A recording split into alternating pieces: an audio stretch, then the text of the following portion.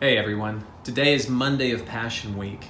And in the original Passion Week 2,000 years ago, on Monday, Jesus once again approached Jerusalem from the town of Bethany where he had been staying with some friends. On Sunday, the Bible tells us that he went into Jerusalem, but before he did, he looked at the city and he wept over it because he knew what was about to happen. He knew what he would find. But he went into the city anyway.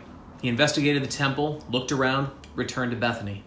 On Monday, he begins to go into Jerusalem again, and the Bible tells us in Mark chapter 11, on the following day, when they came from Bethany, Jesus was hungry. And seeing in the distance a fig tree in leaf, he went to see if he could find anything on it.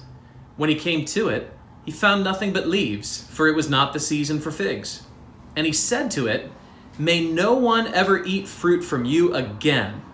And his disciples heard it. It's an interesting part of the story of Passion Week, but Mark makes a point.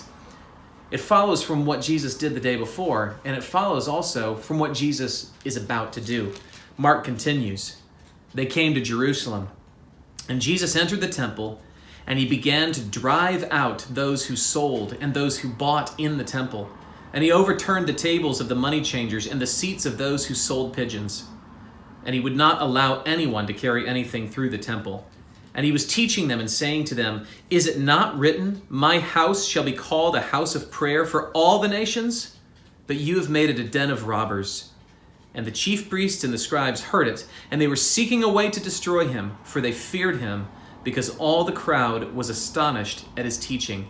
And when evening came, they went out of the city.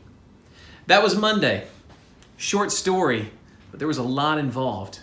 Jesus comes to Jerusalem looking for some kind of fruit, some indication that God's people are ready to receive their king. But he found none.